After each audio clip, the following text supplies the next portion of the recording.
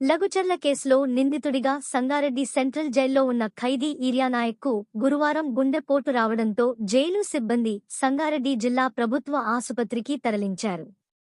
చికిత్స పొందుతున్న ఈర్యానాయక్ను సంగారెడ్డి ఎమ్మెల్యే చింతా ప్రభాకర్ వెళ్లి పరామర్శించారు. ఈర్యానాయక్ ఆరోగ్య పరిస్థితిని ఆసుపత్రి సూపరింటెండెంట్ అనిల్ కుమార్ను చింతా ప్రభాకర్ అడిగి తెలుసుకున్నారు. అనంతరం కంది సెంట్రల్ జైల్లో ఉన్న లఘుచర్లకు చెందిన ఇద్దరు ఖైదీలు రాఘవేందర్, బసప్పను ఎమ్మెల్యే చింత ప్రభాకర్ పరామర్శించారు. వారి ఆరోగ్య పరిస్థితిని అడిగి తెలుసుకున్నారు. ప్రస్తుతం వారి ఆరోగ్య పరిస్థితి నిలకడగానే ఉందన్నారు. ఈ సందర్భంగా ఎమ్మెల్యే చింతా ప్రభాకర్ మాట్లాడుతూ, గుండెపోటు వచ్చిన ఈర్యానాయక్కు భేడీలు వేసి ఆసుపత్రికి తీసుకురావడం సంస్కారహీనమని అన్నారు. ప్రజాప్రభుత్వం అని గొప్పలు చెప్పుకునే ప్రభుత్వం రైతులకు బేడీలు వేయడం ఏమిటని ప్రశ్నించారు. న్యాయం కోసం పోరాటం చేస్తే సంకెళ్లు వేస్తారా అంటూ దుయ్యబట్టారు. ప్రస్తుతం ఈర్యానాయక్ పరిస్థితి నిలకడగానే ఉందని, సెకండ్ ఒపీనియన్ కోసం వైద్యులు గాంధీ ఆసుపత్రికి రెఫర్ చేస్తున్నారని చెప్పారు. అదేవిధంగా కంది సెంట్రల్ జైల్లో ఉన్న లఘుచర్లకు చెందిన ఇద్దరు ఖైదీలు రాఘవేందర్, బసప్పను పరామర్శించి వారి ఆరోగ్య పరిస్థితిని అడిగి తెలుసుకోవడం జరిగిందని పేర్కొన్నారు. ప్రస్తుతం వారి ఆరోగ్య పరిస్థితి నిలకడగానే ఉందన్నారు. ఎమ్మెల్యే చింతా ప్రభాకర్ వెంట నాయకులు కాసాల బుచ్చిరెడ్డి, జైపాల్ రెడ్డి, మామిళ్ల రాజేందర్, ఆర్ వెంకటేశ్వర్లు, మధుసూదన్ రెడ్డి ఉన్నారు. ఈరోజు కంది జైలులో ఉన్నటువంటి లఘుచర్ల బాధితులు ప్రభుత్వం కర్కశంగా వ్యవహరించి అక్కడ ఉన్నటువంటి రైతులు మా భూములు తీసుకోవద్దు, మేము చేసుకొని బతుకుతామంటే కూడా మరి వినకుండా వాళ్ళని తీసుకొచ్చి మరి అక్రమంగా జైల్లో పెట్టినటువంటి వారు.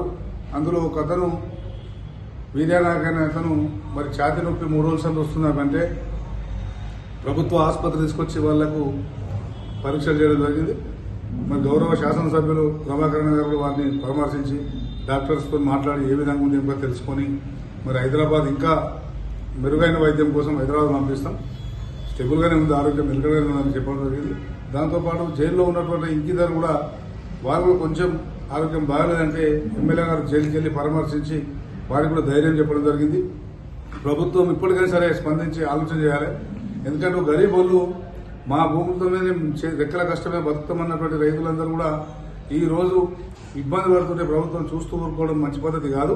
మరి ప్రతిపక్షంలో ఉన్నప్పుడు ఒక మాట, అధికారంలోకి వచ్చినాక ఒక మాట మాట్లాడిన రేవంత్ రెడ్డి గారు ఆలోచన చేసి మరి లంబడ అంటే ఎస్టీ సోదరులైనటువంటి రైతులను వాళ్ళకు న్యాయం జరిగే విధంగా రేవంత్ రెడ్డి గారు వారి ప్రభుత్వం చర్యలు తీసుకోవాలని చెప్పి ఈ సందర్భంగా కోరుతా ఉన్నాం. కొడంగల్ నియోజకవర్గానికి సంబంధించి లఘుచర్ల బాధితులు సంగారెడ్డిలో సెంట్రల్ జైల్లో ఉన్నారు. దాంట్లో ముగ్గురి పరిస్థితి బాగలేదు. ఒక మరి వీర్యానాయక్ అనే మరి బాధితునికి గుండెపోటు వచ్చినట్టు రాగానే మరి గౌరవనీయులు సంగారెడ్డి నియోజకవర్గ శాసనసభ్యులు చింత ప్రభాకర్ గారి ద్వారా మరి ఈరోజు సెంట్రల్ జైలుకు వెళ్లడం జరిగింది. అలాగే సెంట్రల్ జైల్లో ఉన్న ఇద్దరిని పరామర్శించి మరి అలాగే జిల్లా ప్రభుత్వ ఆసుపత్రికి వెళ్తే ఆసుపత్రిలో వీర్యానాయక్ పరిస్థితిని మరి పరీక్షించిన పిదప అక్కడ ఆసుపత్రి వర్గాలు అతన్ని మరి మెరుగైన వైద్యం కోసం హైదరాబాద్కు పంపాలని చెప్పడం జరిగింది. మరి వారిని హైదరాబాద్ పంపుతాం. ముగ్గురి ఆరోగ్యం నిలకడగానే ఉన్నది. కానీ ఏదేమైనా ఈ రోజు ప్రభుత్వం చేస్తున్న దుర్మార్గానికి ఈ రోజు ముగ్గురు రైతులు మరి వారి కుటుంబాలు మనోవేదన అనుభవిస్తా ఉన్నారు. చాలా మంది ఈ రోజు జైలుకు వెళ్లిన వెంటనే చాలా మంది అక్కడ ఉన్న బాధితులందరూ మరి ఎమ్మెల్యే గారిని హత్తుకొని వారి బాధను వెలుపుచ్చడం జరిగింది.